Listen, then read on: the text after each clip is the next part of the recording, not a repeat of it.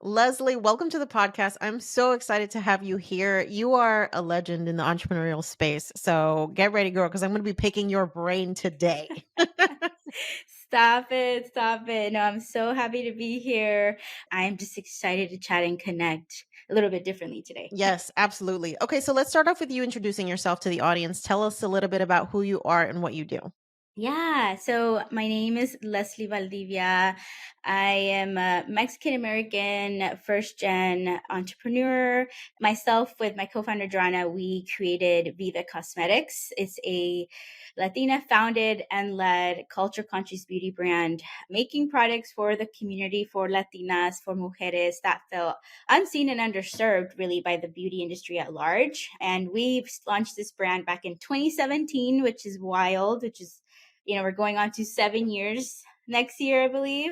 So it's been a wild journey being first gen entrepreneur on this crazy ride of owning a business and building a brand. But yeah, that's a little bit about me. That's incredible. First off, the fact that your business is still in business in 7 years is a huge deal because most businesses fail within the first 3 years. So, congratulations to you for building something that is clearly sustainable, clearly has an audience. And I love the fact that y'all are like so unapologetically Latina in your approach too, because I think there's a lot of folks who, when they're thinking about starting a business, they think that by taking that approach, you isolate. Whereas I feel like both of us have experienced that like the more you lean into exactly who you're trying to target, the more successful you'll be. Yeah, no, I agree.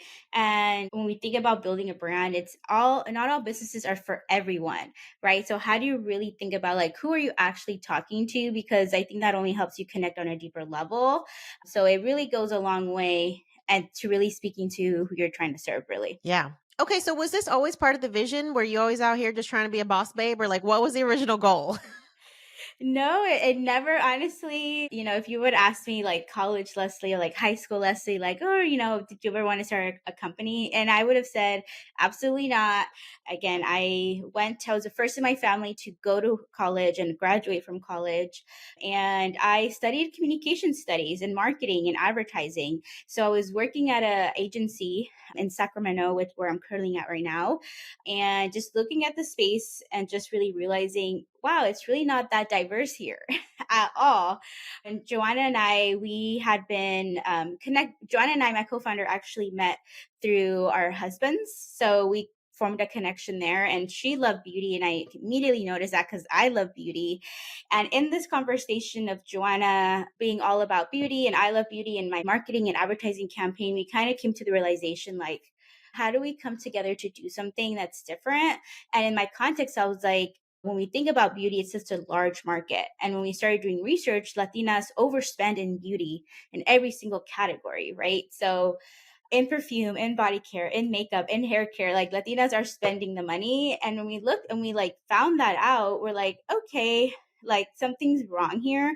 And from my marketing and advertising agency of like, well, these brands are also, when they're doing these campaigns for their beauty campaigns, like nobody on the team looks like the people that are buying the products, right? And I knew that because and I'm working at, an agency that works with big brands making campaigns, and like I'm the only Latina in the room trying to target Latinos. So with that context and Joanna's love for beauty and like our realization of like, I think we can do something here. That's really how Viva was born.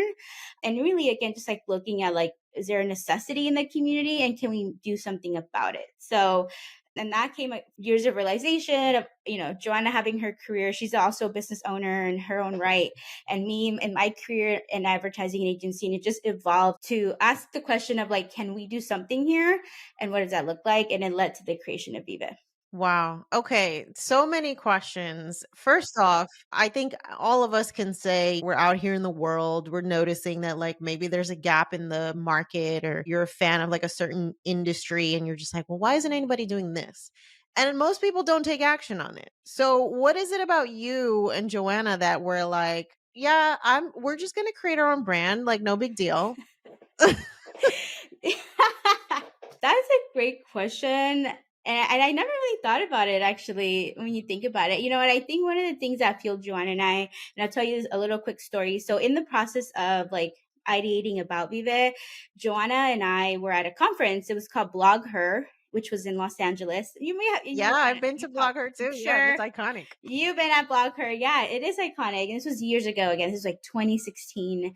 So Joanna and I were both at Blog Her. And again, we're just there like trying to like network and just meet other women. Nothing to do with Vive. We were just there in that space at that time. And there's a pitch competition. And we remember there was these pitches from these women that were pitching their businesses that really spoke to a need in their community. And I remember one exactly that there was a Muslim woman and she was pitching her company for fashionable clothing that Muslim women can wear. And I was like, that is incredible. The fact that she's like, this is something wrong with my community and I'm going to do something about it because I feel like it's missing. And like that immediately like clicked something and like fueled something in us. And it's like, okay, if they're up here pitching their companies in this stage full of other women, why can't we do it too? So, and like I think that like started like, okay, maybe we should take ourselves seriously and like move forward with it. So like that was for us like a joint moment of inspiration. And for me personally, before in my I've had a lot of jobs. So like before even like my marketing and advertising agency days, I actually used to work at a nonprofit reaching and targeting Spanish speaking communities and immigrant communities. And one of the number one things that I always notice is that immigrant communities, Latino, Spanish speaking communities are always going to make businesses no matter what. Like they don't speak the language. They may not have documentation. They have extremely limited resources, but we're all trying to make something happen. And I sat there and from working in like that nonprofit space, I've really came to a place of gratitude and realizing I have all the resources and privileges in the world to do something that I really care about, and that is speaking English, having American citizenship, having a college education, having access to people and networks, and like how do I use that to my full potential. And that led me again into this like, okay, let's do something different that maybe people are afraid to do. But realizing those privileges and gratitude like kind of propelled me personally to move forward with Viva.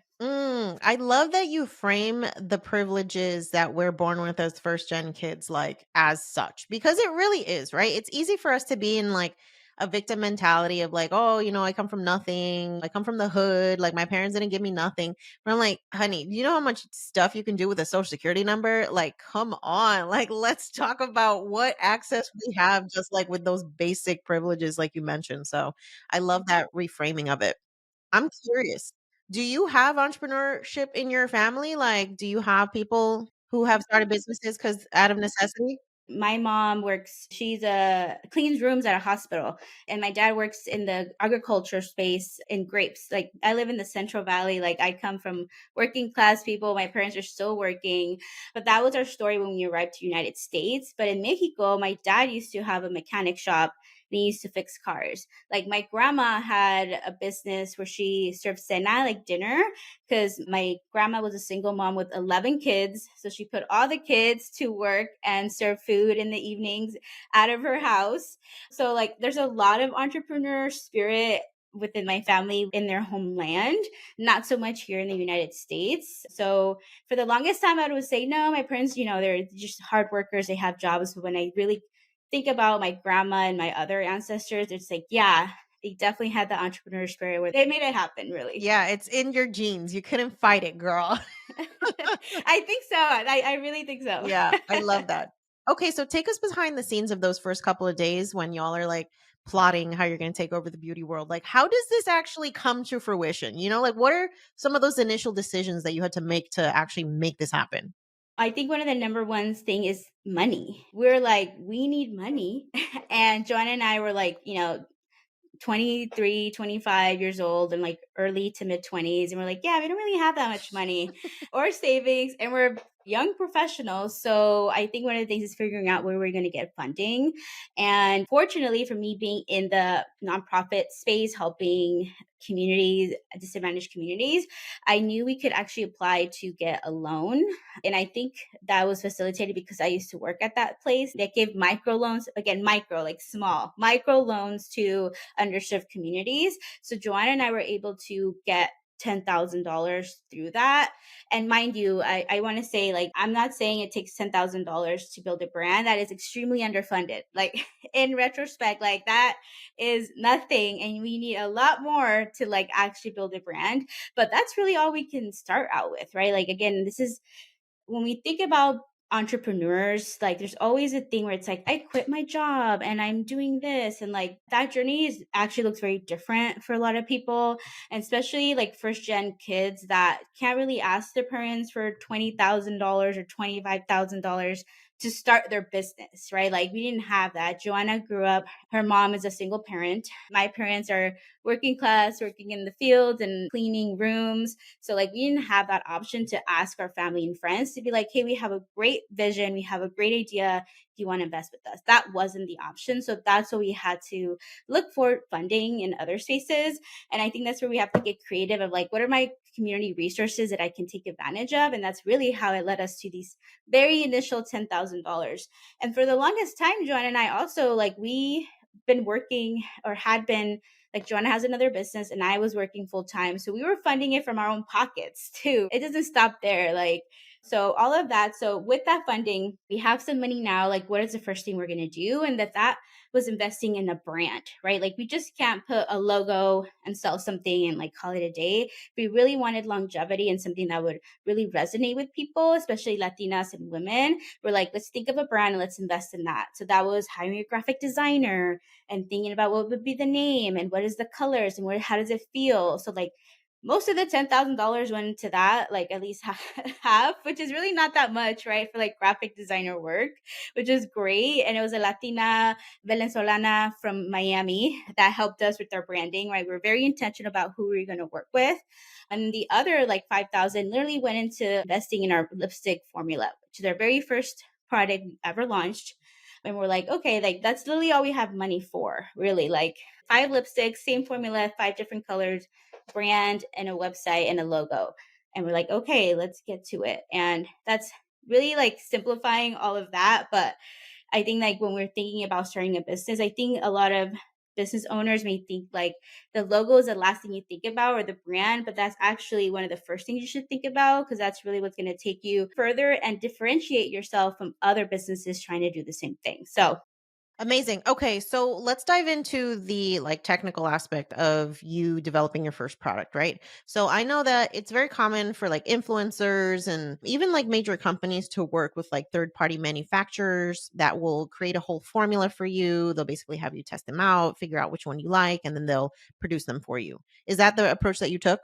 yeah, so we knew we needed to find a lab. Joanna and I are not chemists by any means, and we were not going to mix and match in our kitchen. You know, we wanted to make sure we worked with the facility and a lab that had safety protocols, that is lab tested, all of that quality control stuff we knew we had no idea about. So we were like, why are we going to try to recreate the wheel? So the first thing after like investing in a brand and like, okay, next step to formulation, like it was literally Google. We're like manufacturers that formulate lipsticks. Like that's literally we're like, how do we start this? Like we literally started from like zero. And also Joanna and I don't come from beauty industry. Like Joanna comes from personal finances and I'm from the marketing agency side, not really related to beauty, other topics. So like Joanna and I context besides being a consumer was very limited. So like Google at the early days was like our number one friend. It was actually really hard to even get responses from labs because labs usually work with connections. So somebody works at this lab, they'll know somebody at this brand, they make the connection, or they'll know the brand and the lab agrees to work with them. Joanna and I kind of started as like nobodies. Like they're like, who are these girls? We're not going to invest or even try to respond back. So it was actually really hard to find a lab in the first place, but we finally found one that would like at least reply to our emails. We're like, okay, then something's happening. At least they're responding. Great. And we're like, this must be it. And then we submitted a project brief. So a project brief is saying what you want, right? So what kind of product, what kind of formula, what are the features, what are the qualities, how should it be? So we submitted a project brief that was lipsticks. And really we came down to lipsticks because we did a survey, 100 Latinas. We asked, hey, what are some products you love? One of the number one things that came out was lipsticks. So in even our initial launch, we had that research back data of Latinas and women telling us what they wanted. So that's really how we ended up with lipstick. And we knew that we wanted something long lasting. It's like Latinas love to eat, as in me. Like we love our tacos, our pupusas, all of the things, right? We're like, we want something that's gonna look good. It's gonna look good at the carne asada, at the family gathering, las fiestas. Like we want it to last. So all of that was infused in this project brief. And this lab that finally responded to us, and they're actually based in New Jersey, was able to come up with like a very base formula and be like, okay, do you want this? So there's, after they send it back, there's a lot of back and forth of like, no, we don't like this. Can you change this? They do it. They send back a new sample. It's crumbling too much. Can you change it with this? They send it back. So it's a lot of back and forth, back and forth. After the initial like project brief of what you want, there's still adjustments to be made, and that takes time, months, and even like a year for that to happen until you finally can be like, okay, this is a good standard formula. Now we can move on to pigmentation and different colorment development. So that's how a project usually works. And I hope that answered the question, It but it's does. very lengthy. You're taking me back to my process engineering days because I used to work for L'Oreal, I used to work for Johnson& and Johnson. I used to go to these third-party manufacturers and watch this stuff and create the processes actually to create lipsticks and sunscreens and all that stuff. So I'm like having a flashback moment. I have an idea of who you're working with in New Jersey because there's only so many contract manufacturers over there. I'm like, it's either one of these because I've been there. But that's so funny. It's a small world. It really is, yeah. And again, like to the point of like, it's actually was really hard to like get anyone to respond or pay attention to us. And again, that was like before we started Vive. Through the years, we've been able to work with like amazing Latina product dev professionals that are like that have been VPs of product development at like big drugstore companies. So like they have connections. So through the years, we've been able to like have more connections and meet people. And specifically Latinas are like, hey, I got you. Like, let me connect you to this manufacturer who does great formulas for X, Y, and Z. And we're like, great, amazing, thank you. So over the years, our product development process has improved vastly. And that's been really exciting. But yeah, no, Google, we always tell people like Google is your best friend when you're starting anything, we promise. And there's no shame in that and learning because there's been a huge learning curve that Joanna and I have gone through since starting the brand. Yeah. Okay, so you do some market research to figure out that you should be launching lipstick products, which I think is brilliant too, right? Because I think a lot of folks will assume that, hey, I'm just going to come out with a product and like people are going to love it, even though I didn't ask anybody about it if they want it. And technically, y'all, you're doing it backwards. You want to actually have audience input so that you're making something that people actually care about. Where did you find these 100 Latinas that you decided to poll? And how did you start to generate buzz so that when you did come out with your first product, you already knew it was going to be a success? So I actually in college I joined a Latina sorority. So when I graduated, I had access to this network of Latinas all over California. So I sent it out to my sorority list link, and said, "Hi, sorority sisters. I'm Leslie. I'm from Sac State chapter, and I'm doing this. I would love your feedback. Please respond to my survey." And that's literally how it happened. So like a network of women, they're like, yeah, and they're like, this sounds really cool and exciting. They had never heard something like this before, so they had an interest in it as well. And that's literally how we got our like 102 responses. And I was like, wow, honestly, I expected like 30. So the fact that we did get 100, I was like, this is telling of something, right? I think people are excited to see something new in the industry. And then how are you generating buzz along like this journey of getting ready to launch your first product? What are you doing? So in the spirit of Joanna and I going to events, being surrounded with women, like one of the most important events that we've gone through where we talked about Vive and we've generated buzz was We All Grow. So We All Grow Latina, the WAG Summit. Like Joanna and I have been going since the early days of pre-COVID WAG. And like through that network of like being there, and like literally I remember it was 2017. It was that year we were going to launch. We launched in May. So I think we were there in March. So we had lipsticks, and we're literally just like giving out lipsticks to like Latinas at WAG in the bathroom, and like, hey, we're launching this company, and like the next month or so you should follow us on Instagram. And they're like, oh yeah, that's really cool. They were like, everybody was really friendly and like excited and like welcoming. But we're just literally like hustling, be like, hey, we have lipsticks, this is our new company, like try it, have it. So like being in those spaces really went a long way.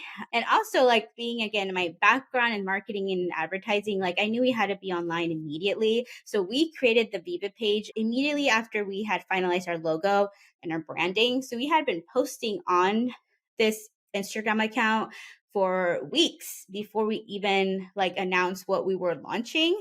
And it was really just like sending it to our friends and sharing it, be like, hi friends, like Joanna and I are starting this company. It's very Latina focused and beauty. Can you please give it a follow? Blah, blah, blah. So it's literally like making one-on-one connections and also just like sharing it to our family and friends, and then like snowballed into like, okay, there's other people that we don't know following the brand, and like that's really exciting.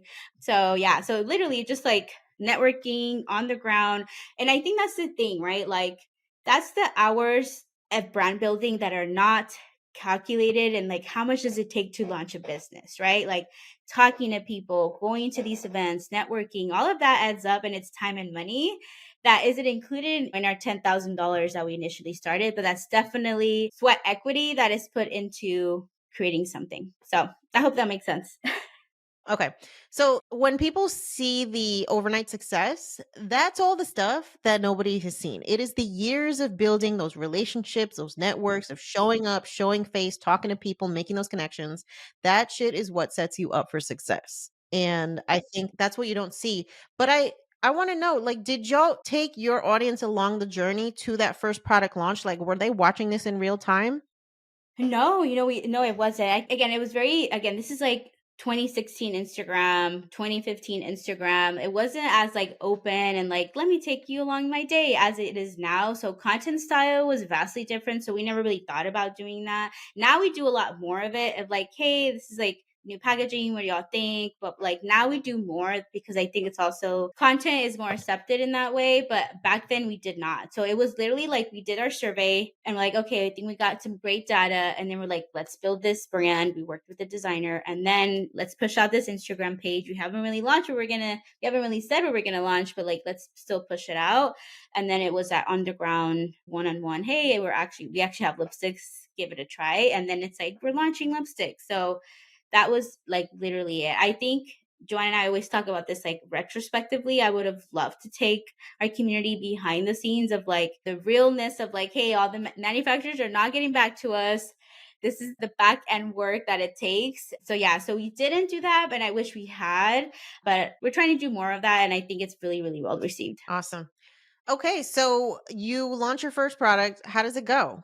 I can imagine there was hiccups along the way.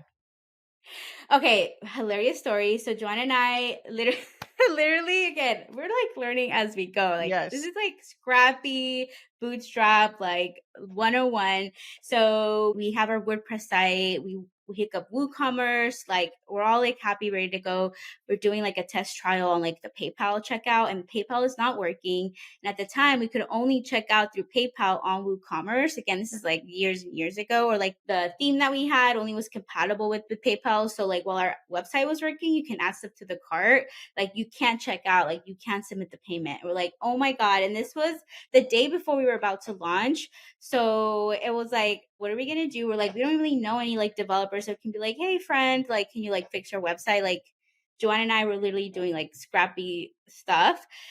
And it was like midnight. It was like close to 1 in the morning. We still couldn't figure it out. We're like looking at YouTube videos. We're like trying to hit up the like WordPress support, and like nothing's really happening. And at the time I had my full-time job, and I told John, I was like, hey, I have to go to bed. Like I have to be up for like this really important meeting tomorrow.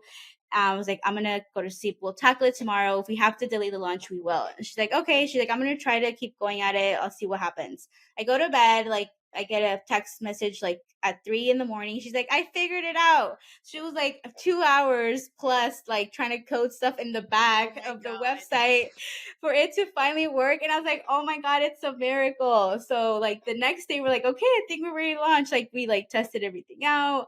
We're like, okay, we're moving forward. Actually, we actually delayed the launch by like a couple hours. So we still launched in the day that we said we were, just a little bit later. And you know what? I will never forget, we made $800 that day, which was really a lot of money That's at a the lot of time. We're like, lipstick. oh my, it is. And I was like, that's a lot of lipstick for like us being tiny and like just getting the word out barely. Like people didn't really know like what it was or like what we're about. And like I was like, okay, like this is something. Like $800 is like a good sign. That's really like what kind of motivated us to be like, okay, we have something here. Let's keep going. Yeah. Wow. Okay. So I can imagine as you're scaling a business, right? You're still working full time at that point when you launch this business. Is that correct? Yeah, I actually worked full time for 2 years after that. Girl, how? Please explain because that's the question so many people get. It's like, how the hell do you find the time to do all this stuff? That's a great question. uh, Lots of energy drinks. Also, I feel like I had more energy. I was my mid 20s, so in general, like now I'm like 30s and I'm like I don't have the time. I don't have the Tired. energy I used to have. I'm tired. Yeah. I was like, how did I do it then? I was like, I don't even know. Honestly, I think it was just like my younger body just like go go go and like really like being excited and like yes, I have to be at my full-time job but in the evening I would literally work like 2 hours every day. Like I'll come home around 5-ish and I will be on the computer to like 7, 8, 9 sometimes. Thankfully, I had great boyfriend who was like understanding. He was never like, what are you doing? We don't spend time together. Like he knew like this is the hustle time. I get home, I have to do other things. So I've been lucky to have people that may not understand exactly what I'm doing, but know that it is important to me to not try to stop me and be like deter me from doing something else. So I honestly think like initially I just had more energy because I was younger and I was just excited and I'm like I want to do this. And that's the thing where it's like I knew if I was going to start a business that it had to be something I was completely in love and passionate about and I always loved beauty and makeup and community building. So I was happy to come home from work and be like I'm going to do these things on the side. Like it was never tiring for me. Now, if I would have launched a business now in my 30s, I'll probably need to like think about like my time and my priorities more. But at the time, it was just like, let's go. I love this. So I'm going to do it. You know what? I'm so glad you said that because it was the exact same experience for me too, right? Like I was working full time while building my content creation, blog business, then the podcast. And when people ask me, like, how? Like, where did you find the time? And it's like, when you care about something and you're passionate about it, you will find the time. There's plenty of times where, like, you will dedicate an absurd amount of time to some shit that nobody else understands. Maybe sometimes for people that's like fitness, maybe that's beauty, that's whatever. Whatever that passion is, like you will find time if it matters to you. And I always think like that's the best approach for entrepreneurship because you can't be focused on the money as the primary reason because you ain't gonna make nothing in the beginning. So like what's gonna be the thing that keeps that candle burning? And it's the passion. Yeah, no, that's 100% real. And I think that going in, we're like, money is secondary to like, but what are you trying to do Yeah. What's the that's why? bigger than that? Exactly. And that always has to be clear for us to put any effort and time and because it's hard. It's hard out here. And to be real, like I was completely burnt out, I don't know, 4 years in, right? Like I think like COVID 2020, 2021, even last year, I feel like I've been resting so much more. And I sometimes feel guilty, but I was like, I worked full-time job and Vive for more than 2 years, right? Like if you put it all together, I'm like, that's a lot of work. And that adds up. That really adds up and it shows up in your body in different ways. And now I'm just like, rest is important. I'm older. And I think like, it's just like, what are your priorities in life and that time? And like, just ask yourself how to move forward with that and weigh your options, I guess, and what you want to invest. Your time investment is important. And how does that look like for you? Absolutely. Okay, so I can imagine you have that moment where you're like, am I going to keep working full time and doing this on the side? Or like, is it time to take the leap? That's the existential question for a lot of entrepreneurs. Like, when to make that decision? And how did you know that it was time? Yeah, no, that is a great question. And I feel like I had that question a lot in the earlier years of like, when is the time? I definitely knew that Viva had to sustain itself for me to leave my job. Again, at the beginning, Joanna and I were putting money in from our paychecks, from my regular jobs, right, to fund Viva. So I knew I needed that full time. And again, that happened about 2 years in. About year three, I was like, I can't do it any longer. Like Viva is taking more of my time and it's growing. Like I can't do this anymore. So I actually asked to go part time at my job. I was like, hey, I actually have another business that I care about. This is what I do outside of my 9 to 5. I actually can be working here any full time, but if you need me, I would love to see if we can work out a part time.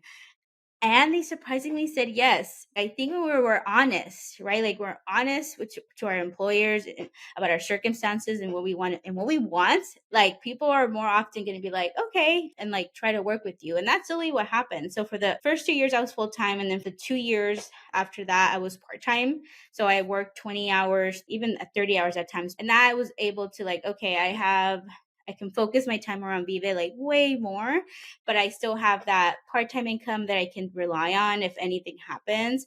And plus, again, we're investing everything back to Viva into brand formulations, our interns, our graphic designer, right? Like Joanna and I always put everything else above our own, which is not the best thing to do, but that's what you have to do when we're bootstrapped, underfunded, underserved founders. Like that's the reality. So then after 2 years of full-time, 2 years of very part-time work, that's when I was like, okay, the business is making more money. Like I can get a salary where I have a livable wage and I can go full-time in Vive. And if I invest more time in Vive, that can help it grow faster and we can move the ball forward at a faster pace. And that's when I felt like in my gut, I was like, I think it's time. And that was like right before like the pandemic, or maybe like 2020. Since like 2021 to now, it's been like full-time Viva. So it's been 3 years. So yeah, it's like 7 years. So yeah, so it's just been like one step at a time. And I think again, like first gen founders that don't have resources to start with like $1 million from the start, like we have to find ways in our own paths to make it work. And that's okay too. There's no shame in like working your job, your 9 to 5, as long as you need to feel secure, because sometimes our parents and family depends on us to like for us to be well and for them to be well. So we have a different set of priorities and responsibilities as first gen kids sometimes, or kids of immigrants, and that's real. And like you got to put that first forward and then make the decisions around that. So full time, part time, and then I made the jump. So poquito a poquito, like you don't have to jump immediately, right? You Like really don't, y'all. You do not need to be jumping out of the plane, okay? Like these freaking TikTokers that are telling you like go quit your job and like then figure that shit. No, they're talking from a place of privilege. Okay, we cannot afford to be doing shit like that, and we do not need to. I always tell people your paycheck is your angel investor. Like that is where the money to start your business should be coming from versus like taking out loans for what? Okay, go get yourself some grants, start a savings account the same way that you would start a savings account to go and save for a trip to Cabo, like save for your business, do the thing. I want to know because for me, there was like a couple of milestones in my head that I needed in order to feel secure to make that transition. First, I needed to be like out of student loan debt. It was just one of those things I could not think about.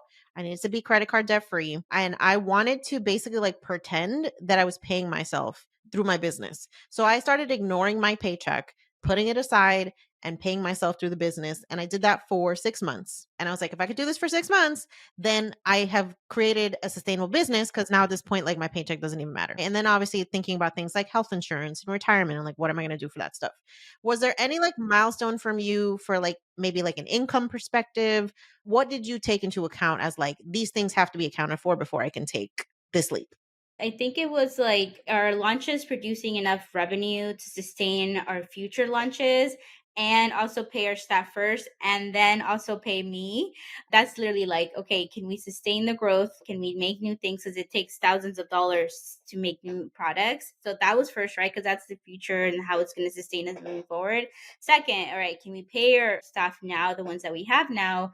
And is that going to be possible for the next 6 months to the year? Is what we looked at. And then it's like, okay, what is my monthly salary where I can cover my bills and I have, a little bit of spending money? What does that look like?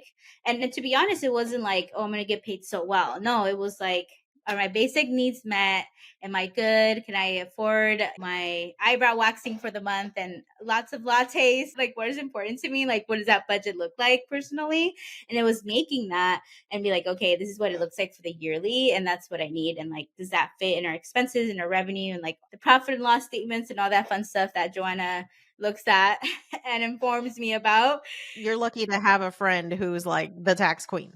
Yeah, which is great. Yeah, that she's my co-founder. So, looking all that data, Joanna's like, okay, I think we can do it. I'm like, okay. And she's like, I think you should like make the leap. And to be honest, like it's still me getting paid through Viva that well got paid through Viva first before Joanna because right it's like we can't both afford it right now at this moment in time for the company but like Leslie deals with like the day to day so it made sense for me to like take the leap first before both of us did so it's also understanding like our priorities and who's doing what and what we can realistically do and account for our finances from 6 to 9 months out. Yeah. Let's talk about dividing those responsibilities. I'm always curious about like co-founder situations. Like, how do y'all have conversations around, who's responsible for what? Do you have job descriptions? Like, how do those conversations go? So I feel like Joanna and I are very involved in everything, but for the most part, though, when we started Vive, like we started out with an agreement, right? Like, so Joanna and I met through our husbands, and we developed a friendship there. Joanna and I are not best friends from the fifth grade, or like we're not family or anything, right? So I think we started a friendship that was later in years, so we were like, professional about it. So we're like, okay, if we're gonna do this thing together, like we didn't know each other that well. We were friends, but not like best friends. So we're like, okay, I think for both of our safety, let's start out with an agreement. Like, what are the things John is good at? What does she enjoy doing? And what are the things that I know how to do or have more skills in? And what do I like doing?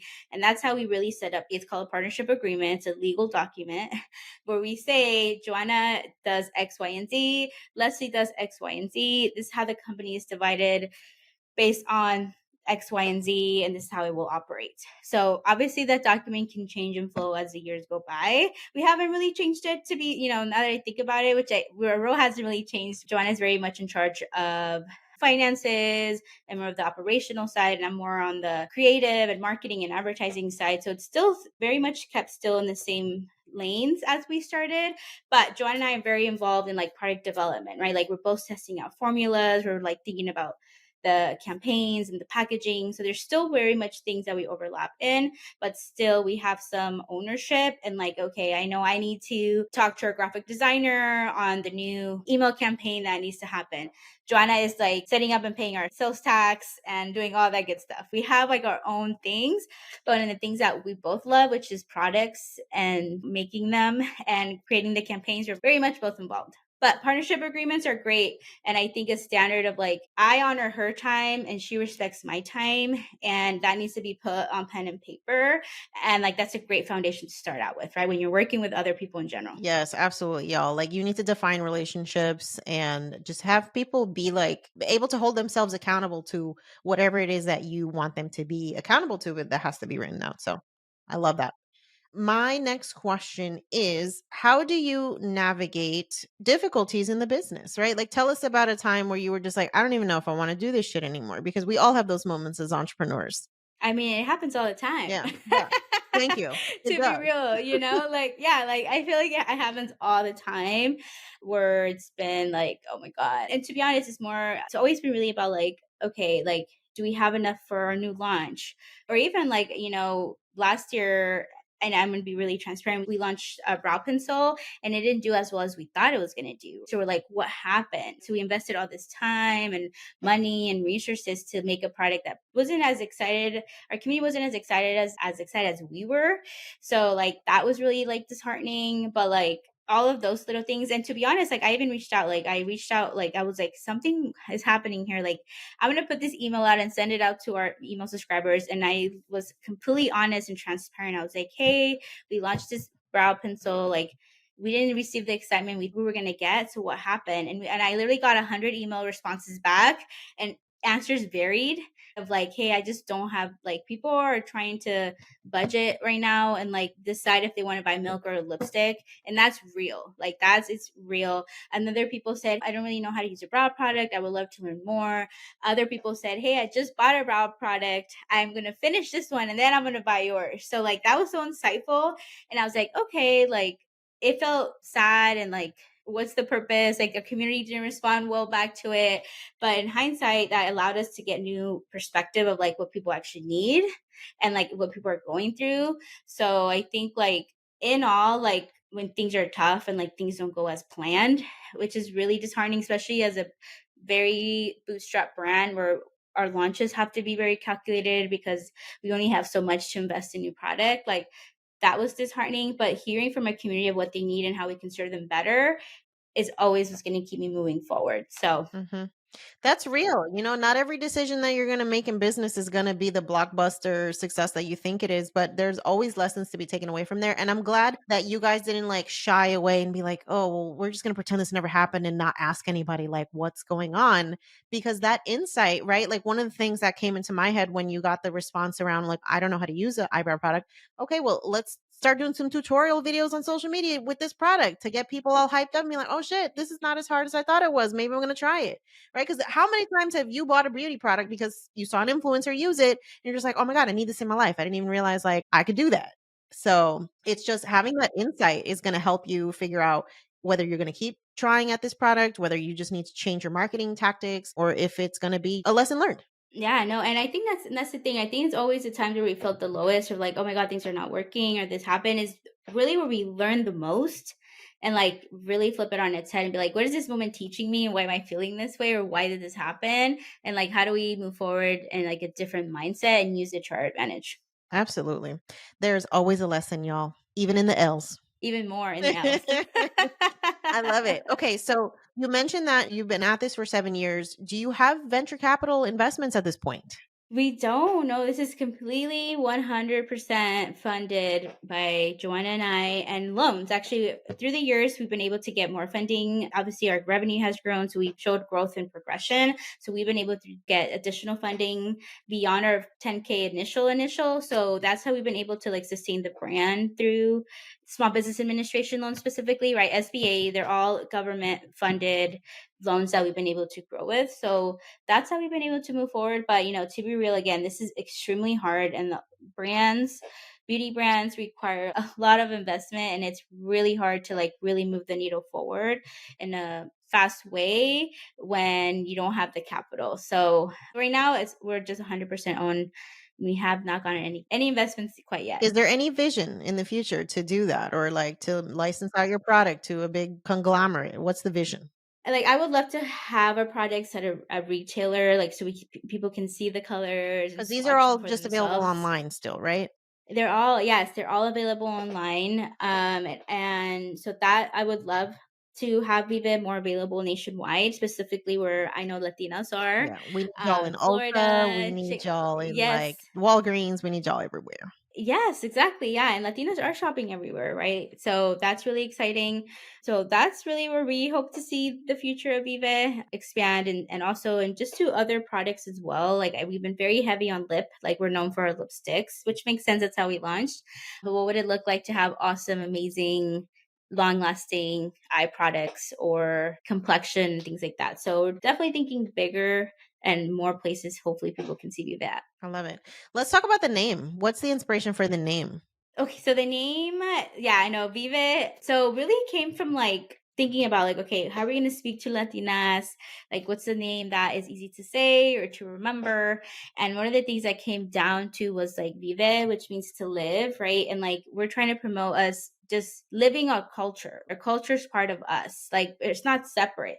It's not like I can take myself out of like I'm not Latina anymore. Like that is who we are and that's how we live our life. And like we shouldn't be ashamed also about who we are. So that's really how like this word of like to live was like captured in that in our minds at least of like yeah like to live to the fullest, to live proud, to live being authentically to ourselves, right? And like what is that message there?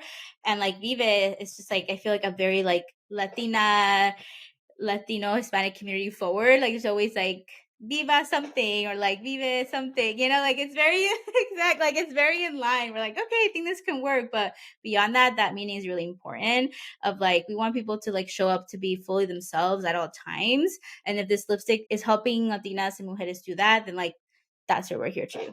Mm, I love it. Such a powerful message. And I think what y'all represent in our community is so powerful. So I'd love for you to leave us with maybe your biggest tip or your biggest lesson that you would want to share with aspiring entrepreneurs who are listening to this and are just like, damn, yo, like, I know I want to do something, but I'm scared.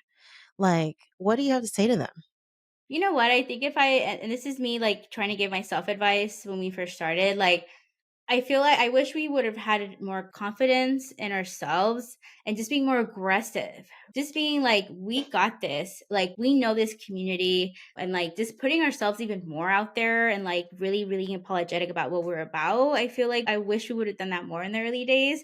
And like, that's really how you sell the vision, right? Like, entrepreneurs that are successful are confident in themselves, what they're selling, and they communicate that clearly. And I think that's a skill that Joanne and I have grown into more. That's not how we started. And I wish we would have done more of that through like therapy or like other means of like developing our self-worth to really communicate like this is amazing awesome brand. And I think the first step into like taking that leap is like literally believing in yourself and be like, I got this. I have the confidence in me and in my skills that I'm going to make it happen. And I hope people take that with them when they're like in doubt holds us back in many ways.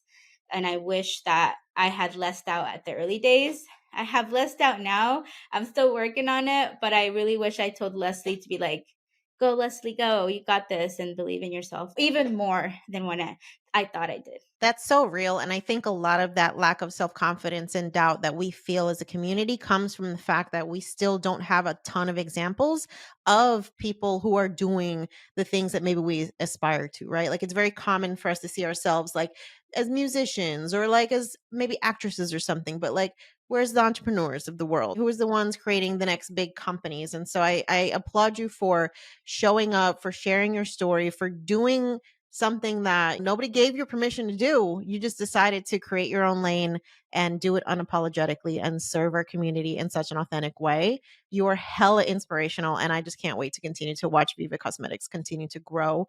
Y'all, please support because we need so many more Latina entrepreneurs like in these spaces that have been dominated by folks that don't look like us. Okay. We have to be the change that we wish to see. Definitely. Dominated by a lot of white men selling beauty products to women. That men that don't use beauty products. Yes. But anyways, that's a whole nother tangent. That But is, yes, thank you so much, Janess. Yeah, for inviting me in. yeah. Yeah, we're on this together. And I think when we collectively come together, we can go really, really far. Absolutely. And if you want your Viva Cosmetic products, make sure to head over to vivacosmetics.com. Thank you so much. Thank you.